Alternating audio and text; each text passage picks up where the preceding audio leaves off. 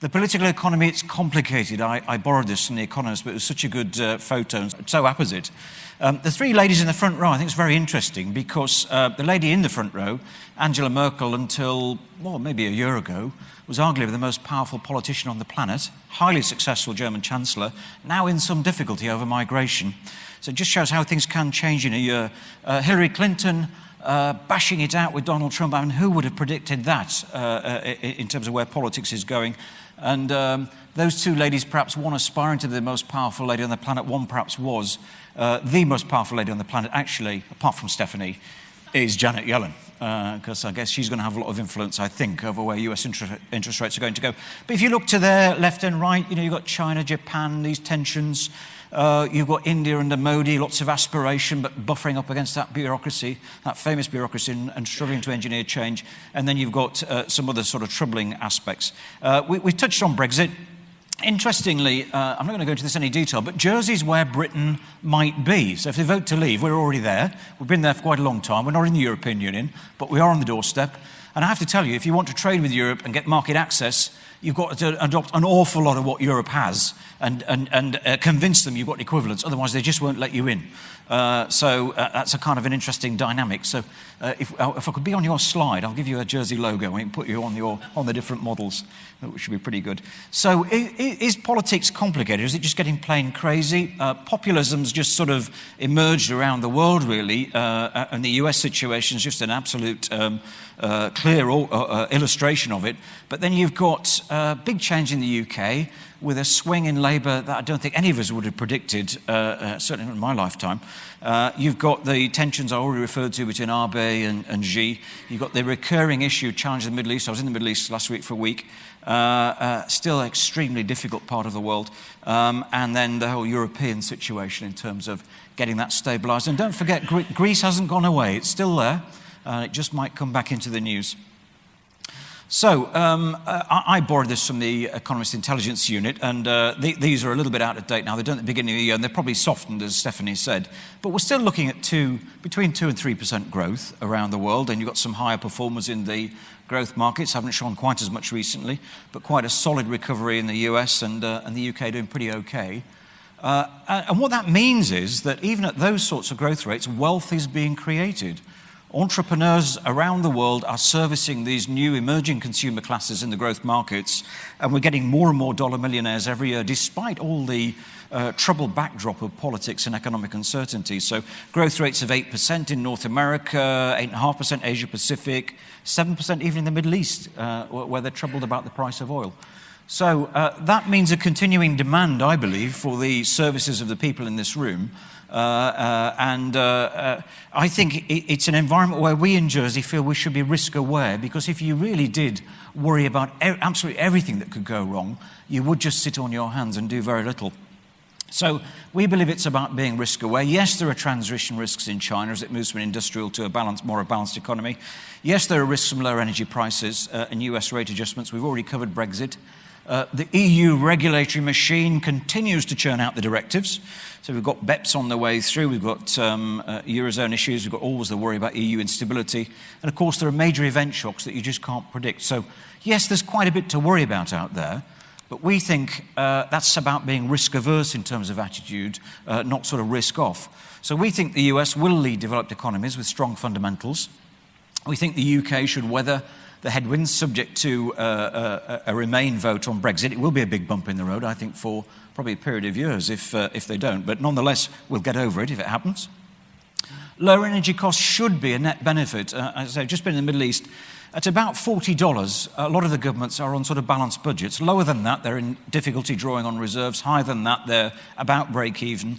Get much higher than that, and they get back into a bit of a surplus again. So I haven't looked at it for a day or two. It was about $44 when I was out there in the Middle East last week. So we think in time, the lower energy costs will help because it's putting money in the hands of the consumer. China worries probably a bit overdone. India resurgent, although still challenges in terms of capitalising on its opportunity or its potential. And after all, political instability drives business to safe harbours. Britain's really benefited from that over the last year, 24 months, in terms of the big surge into commercial real estate in the UK, and we've seen a great benefit from that through Jersey. So worldwide wealth and cross-border investment, despite this uncertain and fragile political and economic backdrop, we believe will continue to increase. So, you couldn't run a conference on cross-border investment without mentioning the Panama Papers, and I've given it a new name. I'm calling it the Panama Pandemic. You might wonder why. What's behind that? Well, we've gone from a data leak, and we've had quite a few before. This is a fifth or sixth major data leak. There's 200,000 companies in the BVI offshore leaks. We've had the Lux leaks. We've had the Swiss leaks. This is kind of the latest iteration. But the remarkable thing about this phenomena is that in 3 weeks, from that breaking, getting in the news, all the rest of the media rushing in to make sure they're not losing out on leading the news agenda, all based on allegation, insinuation, and alleged bad activity. If you look at their website, the ICAJ website, it's quite hard to find actually any actual evidence of wrongdoing. Lots of suggestion and connected parties that look a bit suspicious, but nonetheless, allegation principally. We've gone from allegation to dominating news media to public outrage to political action in 3 weeks with a proposal for a brand new global standard on automatic information exchange of beneficial ownership, which will probably cost billions of dollars. Now, I don't think that's a very safe way to legislate, and indeed it ignores in many ways the significant work that's already been done on the transparency agenda, of which we'll hear later. So in many ways, that's driving what I would call pitchfork politics. Politicians feel they have to do something, they have to make a statement. The statement's made, and they try and figure out what the policy might be and what its implementation impact might be post the statement. I think that's where we've got to with this, which is dangerous because you're putting aside the rule of law. Celebrating data theft, where a large proportion of the clients are likely to be quite genuine based on previous experience, perfectly legitimate, celebrating their data theft and their being stripped of privacy, is a strange phenomenon. Of course, if there's wrongdoing, we have to get after the bad actors and try and get them out of the system, but it's a paradox, I think. So now we have the call from the 5 EU nations, the G5, for a tax crackdown in the wake of the Panama leak. We've got this proposal for this new beneficial ownership automatic information exchange. So we're rushing to new policy measures. Will all of that, ultimately, at the end of the day, I think what the man in the street's worried about is somebody else getting away with it when I'm having to pay my fair share. And if we've got austerity, is everybody participating, or the rich and wealthy getting away with it, while me, ordinary Joe, I've got to pay my dues? I think that's what gets people really cross. Well, let's examine for the UK what the position is in terms of evasion and avoidance. The current, I've updated these, I did these a couple of years ago, I've updated these. The current national debt in the UK is about £1.56 trillion. It was 900 billion when the original coalition came to power. So Mr. Osborne's been citing himself on that for about 6 years now. National annual budget for the UK, 748 billion. The fiscal deficit, last figures I could find, 73 billion now. It was about 140 when they started. So that's the amount that the British government spends, or rather borrows, because it's not receiving enough income to cover its expenditure. So that's the sort of annual borrowing requirement. The 7.1 billion is a subset of HMRC's tax gap calculations, widely accepted as one of the most accurate and scientific in the world, 34 billion. 7.1 billion from tax evasion and tax avoidance. Their own figures estimated for the 3 Crown dependencies that the most that could be attributed to those 3 dependencies would be about £1 billion. That figure's been revised down 3 times now, and it's currently, I think, 240 million, based on actual experience of disclosure regimes, voluntary disclosure amnesties, and so forth. So I would venture to suggest to you, although there's a great big hoo-ha about Panama leaks, it's going to make negligible difference to governments' position around the world in terms of their finances or their deficits. So one has to wonder at the wisdom of reaching for global policy tools that are going to cost tens, if not hundreds of billions of dollars to actually get back a relatively small amount of money.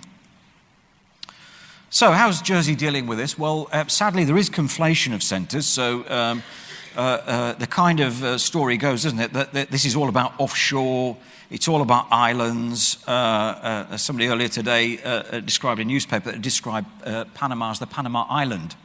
Because obviously, if it's doing in the wrong, it must be an island and it must be offshore, because that's how it works. It's rather peculiar. Somebody should tell them they've driven a canal through there. But our approach to this is to gain a good reputation by endeavouring to be what you desire to appear as. So we do this stuff for real in terms of transparency. This is just a few examples of what we've done in recent years. So, common reporting standard, early adopter. It's hard to figure out what is going to be gained through automatic exchange from beneficial ownership. We've already got common reporting, and I think the additional gain from it will be negligible, but we're layering up these systems. We've not really got on request totally finished with the OECD. We're moving on to CRS. We're now suggesting a further system further out, all layering up on each other, actually broadly reporting a lot of the same information, but for duplicated cost. But just as a reminder, we are collecting that information now. We will exchange for the first time in 2017. So all value in Jersey, whether it's in a company, a trust, a foundation, a limited partnership, whatever the wrapper of the value is, that information will go to the home tax authority relevant to the beneficial owner. So people will know in their tax administrations exactly what people have and whether it's disclosed or not. And yet we seem to be racing on for new solutions when we've already devised one, which I find quite bizarre. We're supporting BEPS very actively.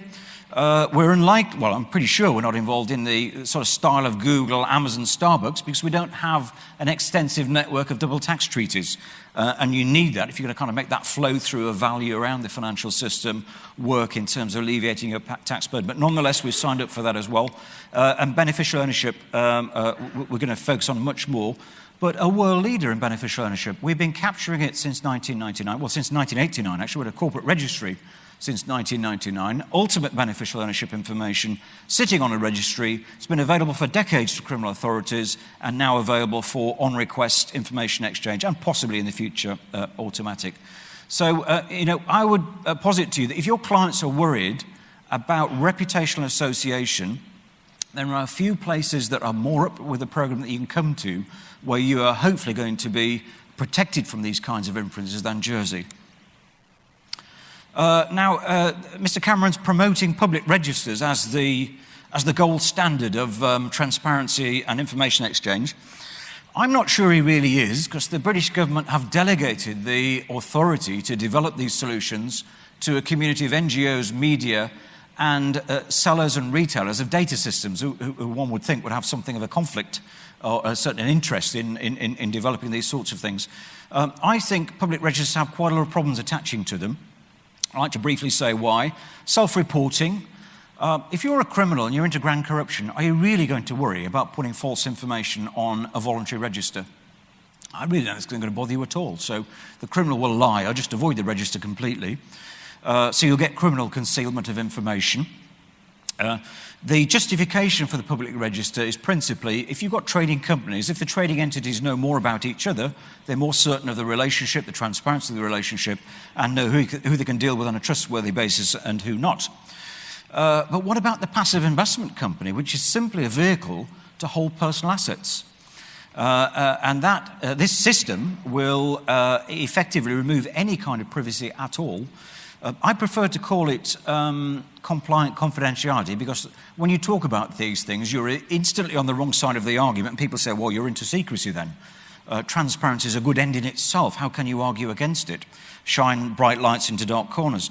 Well, it can have some adverse consequences we're already seeing.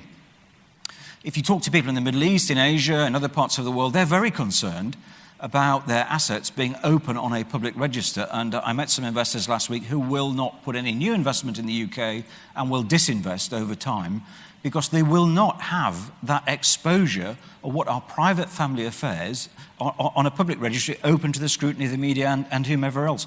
Because I think what a lot of Europeans don't understand and forget is that culturally, in Asia, in the Middle East, in Africa, in much of South America, the unit of business is the family business. It's not the large listed impersonal corporate, it's the family. And people feel that family matters are rightly and properly afforded some degree of privacy. I think you'll get increased criminal activity. When Norway did this with their tax returns, you had targeted burglaries, so people knew who had the wealth, so they knew who to go and steal from. You had increases in kidnap, you had social issues in school with bullying. And perhaps the ugliest thing is you had elderly widows being bounty hunted by people who knew they had money. So, you can actually get too much transparency. And of course, then there's a human rights impact, enshrined in the UN Charter and in the British legislation is the right to privacy for people in their financial affairs. And in any way, I feel CRS has cured the problem anyway, so why do we need it? So, I would argue financial conduct regulation should support jobs and growth. This particular measure, I think, will undermine jobs and growth, and all the research that we've done, I think, supports and evidences that point of view.